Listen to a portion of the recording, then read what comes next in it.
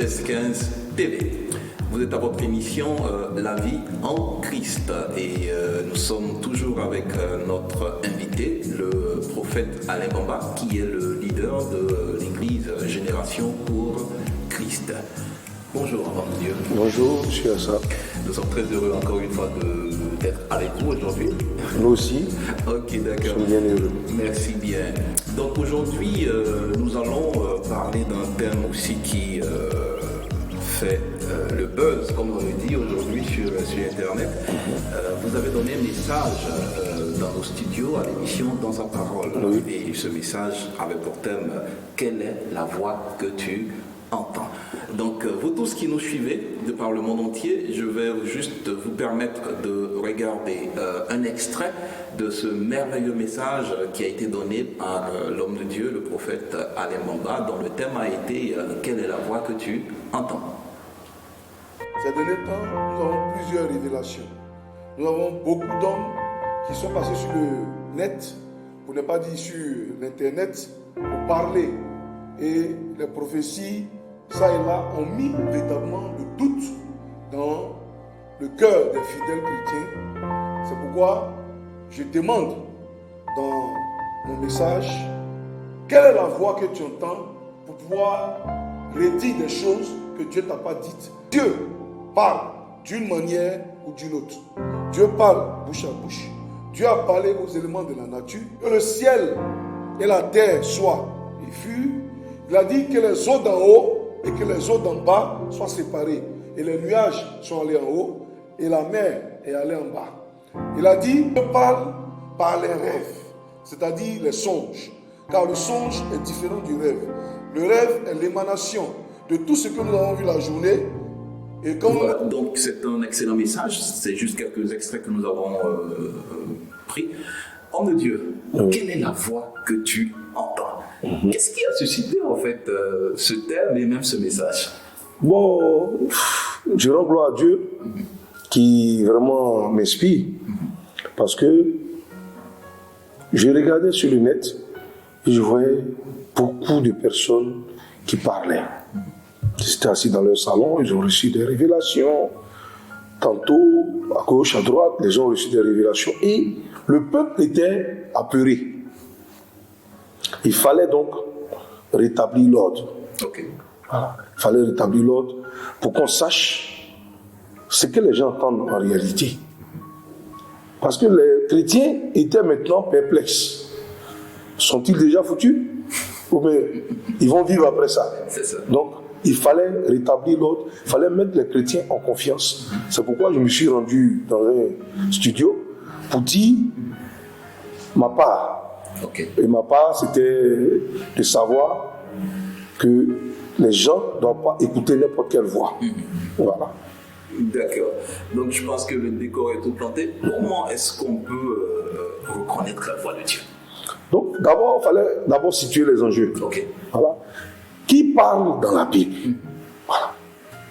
Dieu parle dans la Bible. Les anges parlent dans la Bible. L'homme parle dans la Bible. L'animal a parlé dans la Bible. Et même la pierre a parlé dans la Bible. C'est ça. Donc, quelle est donc la voix qui t'a parlé pour que tu induises le peuple en erreur? Voilà. Dieu a parlé en disant que la terre soit. La terre fut. Que les eaux d'en haut et les eaux d'en bas soient séparées. Ce fut fait. Et j'ai même dit, jusqu'à preuve du contraire, la mer ne dépasse pas les limites qu'on lui a données. Voilà. Je vais dire, Dieu a parlé. Les anges ont parlé quand ils sont venus voir Marie. L'ange est venu, il a dit à Marie, toi à qui a été fait une grâce? Marie, toi à qui a été fait une grâce? L'ange a parlé à Marie. Marie ne dormait pas. Marie ne rêvait pas. C'est Joseph qui lui a vu pour lui un rêve. Mais Marie était assise et elle a vu l'ange. Il est descendu et il a dit, toi à qui Dieu a fait une grâce? L'ange a parlé. L'homme a parlé de tout temps. Dans la Bible, l'homme parle. Oui. Oui, l'homme parle. Moïse a parlé, c'est l'homme qui a parlé. Car sur la montagne à Horeb, Dieu parlait et le peuple ne supportant pas ce que Dieu disait, dit à Moïse, Moïse, toi, parle à Dieu et toi, tu nous parleras. C'est ça. Parce que eux, ils ne voyaient pas la gloire de Dieu, ils ne voyaient pas, ils voyaient le feu et ils voyaient une pierre, c'est-à-dire la montagne qui parlait. C'est ça. Voilà. C'était comme, on dit, c'était comme des tonnerres, ce qui se passait à Horeb. Donc, c'est la pierre qui a parlé là, selon les hommes. Mais Dieu parlait, Moïse écoutait et Moïse relatait. Après quoi, Moïse est allé faire 40 jours auprès de Dieu. Je vais dire, l'homme a parlé, Dieu a parlé, la pierre même a parlé. Voici encore que Balaam et Balak, l'âne de Balaam était obligé de lui parler. En tout cas. Parce qu'il ne devait pas prophétiser contre les enfants d'Israël. Et lui, il partait pour prophétiser contre les enfants d'Israël. Alors, l'âne lui parla. Ne suis-je pas ton ânesse qui de tout temps était avec toi? Les animaux parlaient. Ok. Les démons parlent. Le chef des démons même parle. Quand il dit à Jésus, si tu es le fils de l'homme, Oui. jette-toi, car il est écrit. Oui. Ton pied ne heurtera pas contre une pierre, C'est ça.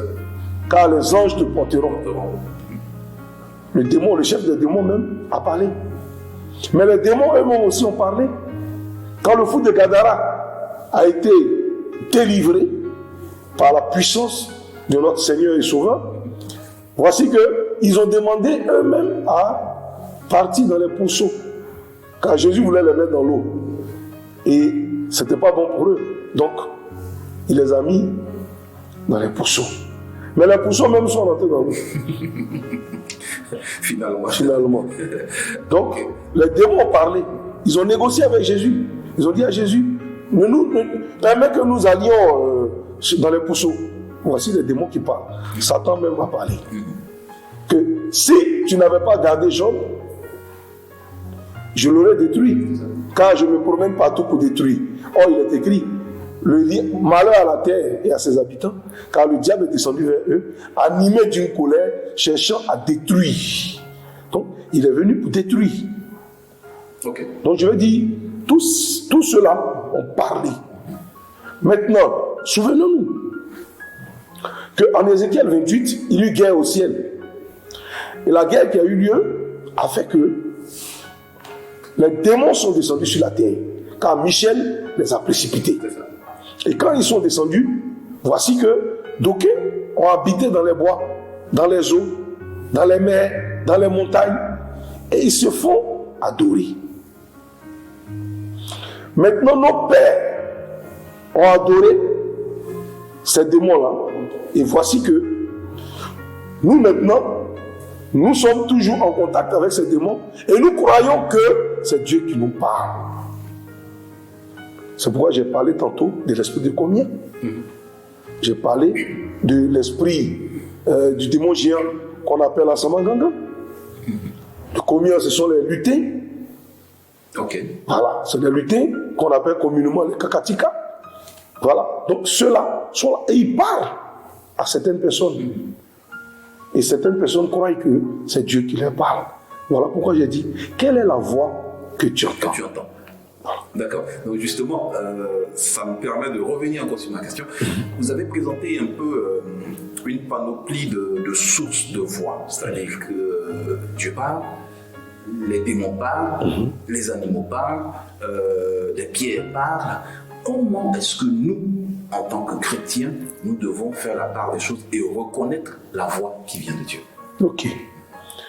Dans un premier temps, il faut être né de nouveau. Ok. Voilà. Quand il y a une nouvelle naissance en toi, le mal diminue dans le cœur de l'individu d'abord. Voilà. Celui qui est en prise au mal, c'est le mal qui domine. Celui qui est en prise pour le bien domine en lui. Le diable ne te dira jamais de faire du bien. Ok. Sauf s'il y a une contrepartie. Voilà. Il te dira de faire le bien en contrepartie. Ok. Voilà. Or, Dieu te dira de faire le bien pour rien. Parce que c'est sa nature de faire du bien. Voilà. Il te dira de faire du bien et tu n'attendras rien. Or, le diable te fait toujours du bien en contrepartie. Ok. Déjà, c'est la base. Le premier point que j'ai touché, c'était que quand tu es de Dieu, le mal a tendance à fuir. C'est les idées de bien qui viennent en toi. Le diable ne te dira jamais va évangéliser. S'il te dit va évangéliser, c'est que évangélise celle que tu aimes pour que tu couches avec elle. Voilà. En tout cas. Voilà. Il ne te dira jamais d'évangéliser quelqu'un pour rien. Ok. Voilà. Et il ne glorifiera pas le nom de Jésus. Ok. Voilà. Il ne glorifiera pas le nom de Jésus. Il dit, qu'y a-t-il entre la lumière et les ténèbres? Donc, lui, les ténèbres, il ne t'orientera jamais dans le bon sens. Même quand il se couvrira avec un drap blanc, tu vas voir que vers la fin, il y a des taches noires qui vont sortir. Ok. Donc, sur cette base déjà, nous pouvons nous discipliner pour savoir qui est de Dieu et qui n'est pas de Dieu. Donc, quand la parole vient, tu peux entendre la voix. C'est une voix familière en général. Dans un premier temps. C'est une voix familière. Voilà. La voix de Dieu n'est pas une voix que tu ne reconnais pas. C'est une voix familière que tu reconnais. Souvenons-nous que dans la théophanie de Dieu, Dieu s'est fait comme la montagne et Moïse a tapé. Quand Moïse a tapé, il a tapé plus que Dieu ne voulait. Parce que c'était une théophanie de Dieu. Dieu s'est fait représenter par cette montagne pour que l'eau puisse venir, pour que le peuple d'Israël puisse boire. Moïse devait taper, mais Moïse a tapé avec colère. Vous comprenez? C'est ça. Donc quand Dieu se présente à quelqu'un, il ne se présente pas à la personne comme la personne ne connaît pas. C'est-à-dire qu'il se présentera à une personne que tu connais. Ok. C'est pourquoi j'ai parlé de théophanie. Théophanie, c'est une représentation de Dieu. Vous comprenez? Alors, Dieu va prendre toujours quelqu'un que tu connais. Quelqu'un qui a perdu son père, Dieu prendra la forme de son père, par exemple, ou bien la voix de son père pour lui parler. Par exemple, il lui parlera, mais ce qu'il lui dira sera de Dieu. Or, le diable prendra la même personne et lui parlera des choses pour faire le mal. Je ne sais pas si on se comprend. Ok, je vous suis. Voilà. Donc, la voix que nous entendons est une voix familière. D'accord. Elle peut être la voix de ta mère, elle peut être la voix de ta soeur, elle peut être la voix de ton père, de quelqu'un que tu connais. Mais c'est une voix familière. D'accord. Et plus nous avançons avec le Seigneur, cette voix maintenant se distingue. Parce que je comprends. On arrive à reconnaître. Voilà. Elle se distingue. Elle n'est plus la voix d'une personne de notre entourage, mais elle est une voix que tu reconnais.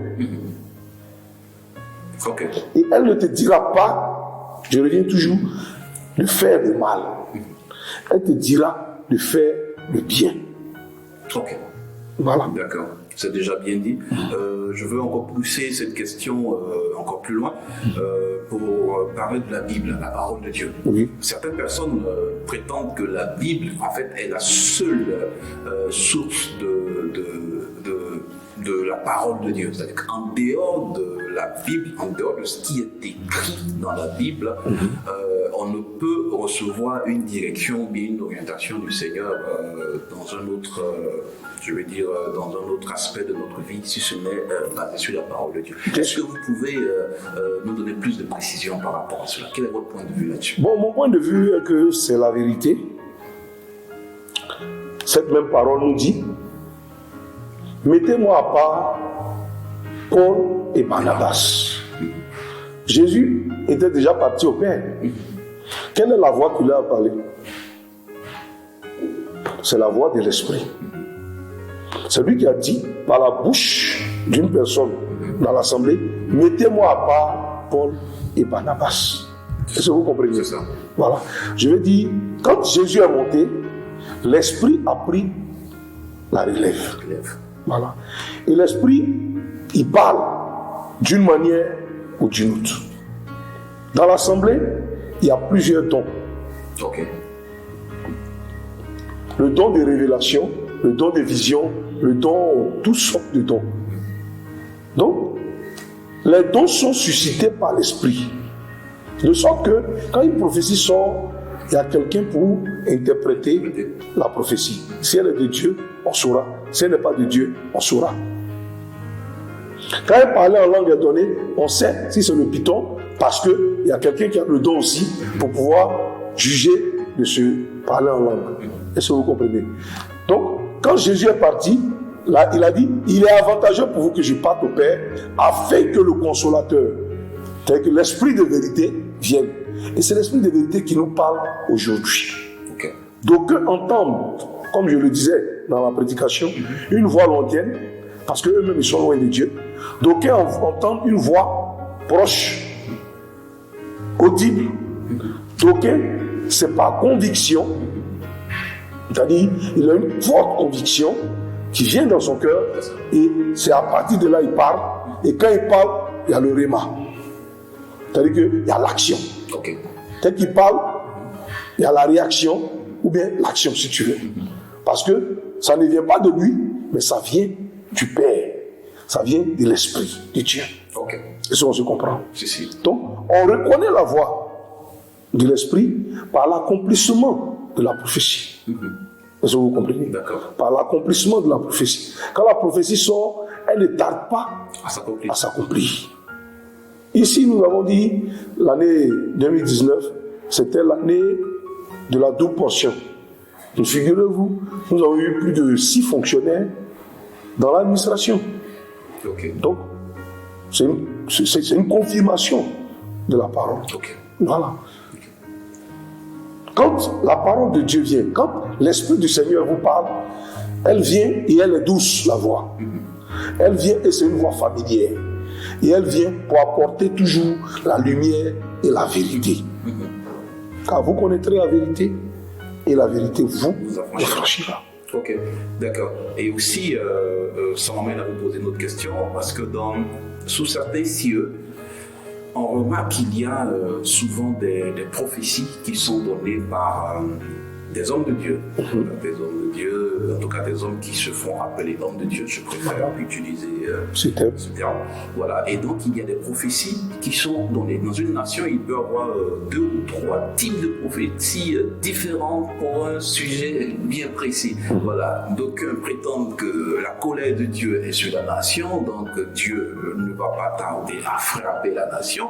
D'autres aussi prétendent que l'Esprit de Dieu est capable d'ôter le mal de la nation. Selon vous, prophète, vous qui êtes prophète de Dieu, est-ce qu'il est possible que dans un pays ou dans une région, les hommes de Dieu aient un langage différent par rapport à une situation bien précise? Et comment vous expliquez cela? Bien sûr, les gens peuvent avoir plusieurs explications. Vous savez, comme je l'ai pris tout tantôt, j'ai dit Michée était seul. Ils étaient 400 prophètes. J'ai dit encore que Élie était seul. Ils étaient 400. Donc, Dieu, pour emmener quelqu'un dans l'hérésie, peut susciter plusieurs prophètes. Pour pouvoir, toi-même, pour ta propre destruction, Dieu t'emmène à aller pour que tu puisses atteindre, lui, l'objectif de Dieu, ta propre destruction. Voilà. D'accord. Donc la prophétie va s'avérer vraie au départ, mais vers la fin, la prophétie de Dieu va se confirmer. Ok. D'accord. Donc, est-ce que vous êtes en train aussi de nous faire comprendre que certaines circonstances de la vie peuvent aussi influencer les messages que certaines personnes donnent, disant que c'est de Dieu? Est-ce que c'est possible qu'une situation de la vie, ce qu'on appelle souvent des révélations sensorielles, c'est-à-dire que j'ai vu quelque chose, donc demain je transforme ce que j'ai vu en prophétie, disant que ça vient de la part du Seigneur. Est-ce que ces choses-là aussi sont sont des choses recommandées ou recommandables? Ça, c'est les œuvres de la chair. Ok. La chair, c'est l'émotion. L'émotion n'a rien à voir avec Dieu. Dieu est au-delà de l'émotion. C'est ça. Voilà. Souvent, les gens émotionnels pensent que c'est les émotions qui traduisent. Non, c'est pas ça. Dieu, c'est pas les émotions. D'accord. Voilà. Quand on te parle de forte conviction, on te parle d'une forte onction, une forte présence de Dieu, qui n'a rien à voir avec l'émotion. L'émotion est temporelle. Or, l'onction et la présence de Dieu dans la vie de quelqu'un n'est pas temporelle. Elle n'est pas éphémère. Elle est là et elle est permanente. Tant que tu n'as pas fait ce que lui demande, il ne te lâche pas. Ok. Voilà. Donc, souvent, les gens sont émotionnels. Ok. Les gens travaillent pour leur chair. Ok. Voilà, ils travaillent pour leur chair. Beaucoup même sont étonnés que leur prophétie ait eu lieu. Ils sont étonnés. Oh, c'est un gouffre qui est dressé. C'est un gros trou qui est creusé en bas. Non. Dieu est juste. Dieu ne peut pas se dédier. Ok. Dieu ne peut pas renier sa parole. Quand Dieu parle, il va jusqu'au bout. D'une manière ou d'une autre. Regardez, il suscite un esprit pour induire les gens en erreur. Et Akab est tombé dedans. N'est-ce pas que 400 prophètes ont prophétisé pour dire Akab, tu gagneras? C'est ça. Mais même si c'est n'importe quel humain, il croit. Il va suivre. Or, c'est un piège qui lui est tendu. C'est ça. Voilà. Donc, D'accord. je dis que les gens, souvent, comme vous avez dit, sont des prophètes. Parce que c'est facile. Je suis fait appeler prophète. Mais il faut l'être réellement. Réellement. Voilà. Donc, étant prophète, il y a des choses que Dieu te dit et que tu ne dois pas dire. Et il y a des choses que Dieu te dit pour aller dire. Ok. Voilà. Il y a chaque chose en son temps. Quand le temps arrive, Dieu te dira, va dire tant. Mais quand le temps n'est pas arrivé, tu n'as rien à dire. Voilà. Et toutes les prophéties, toutes les nuits, il faut te dire que Dieu te donne des révélations. Si tu te mets à dire tout ce que Dieu te dit, tu vas diviser le monde. Voilà.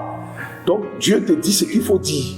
Il y a ce qu'il y a à dire, et puis bon, il y a ce qui est gardé. Il y a d'autres qui sont pour ton instruction personnelle. Il y a d'autres qui sont pour ta propre famille. Mais il y a d'autres, c'est pour la nation. Voilà. Et ce que Dieu te donne, d'aller dire à la nation, c'est ce que tu diras. Voilà. Ok, homme de Dieu, est-ce qu'il y a des personnes particulières ou des personnes précises dans une église qui sont habilitées à entendre Dieu, à entendre la voix de Dieu? Ou est-ce que tout le monde peut entendre la voix de Dieu? Tout le monde peut entendre la voix de Dieu. Ça dépend de ta consécration. Ok. Voilà. Quand la personne cherche Dieu de tout son cœur, alors Dieu se révèle à la personne. Il dit, je me suis laissé trouver par des gens qui ne m'invoquaient pas. Par une nation qui ne m'appelait pas. Je me suis laissé trouver. À plus forte raison, vous. Ça veut dire, quiconque se donne réellement à Dieu, celui-là, Dieu se révèle à lui. Ok. Maintenant, Dieu se révèle à quelqu'un ne veut pas dire forcément qu'il entend sa voix. Ok. Voilà. Dieu peut se révéler à toi par des images. Ça peut être une caméra qui est là, un écran géant. Voilà. Et tu interprètes ce qui se passe. C'est la manière dont Dieu a choisi de te parler. Okay. Ça ne veut pas dire que toi tu entends la voix forcément. Okay. Voilà. Mais tu vois ça par des films, des projections. Et quand tu entends les commenter, Dieu se glorifie. C'est la manière que Dieu a choisi, toi, de se révéler à toi. C'est ça. Voilà. Dieu peut se révéler à toi par les songes. D'aucuns, avant qu'ils ne viennent prêcher, ils voient toute la scène la nuit. Et le matin, ils ne font que redire ce qu'ils ont vu la nuit. C'est ça. Voilà. Dieu s'est révélé à eux. D'autres, ils entendent audiblement. C'est leur manière de s'approcher de Dieu qui est là. Dieu s'est révélé à eux comme ça. Voilà. D'aucuns ressentent dans leurs membres, dans leur corps, la présence de Dieu. Si quelqu'un a mal au bras ici, lui, il va ressentir sa main qui lui fait très mal. Alors il saura qu'il y a quelqu'un qui a mal au bras. Il ira vers la personne, ou bien il lance la parole. Si la personne sort, la personne est guérie. Vous voyez, Dieu ne lui a pas dit audiblement, mais ça s'est avéré vrai, parce qu'il connaît la manière dont Dieu lui parle. C'est ça. Il va s'en comprendre. Ok. Voilà. ok. Je pense que ça, c'est clair, hein, vous tous qui nous suivez en fait. L'homme de Dieu est en train de nous expliquer en fait que en dehors de la voix, il y a la voix qu'on entend. Donc, Il y a voilà. la voix qu'on peut On entendre peut entendre. du Seigneur, mais c'est pas tout le temps aussi une voix. Une voix. Voilà. Ça peut être une manifestation, ça peut être un signe qu'on reçoit de la part du Seigneur. Voilà. Donc il est important. Une image. Une image qu'on Voilà. reçoit. Voilà, c'est ça. Donc il est important que chacun éventuellement arrive À développer sa communion avec Dieu. avec Voilà, son intimité. Une fois que ce côté-là est développé, Dieu te parle. Donc dans l'assemblée, Dieu peut parler à tout le monde. Ok. Voilà, Dieu peut parler à tout le monde.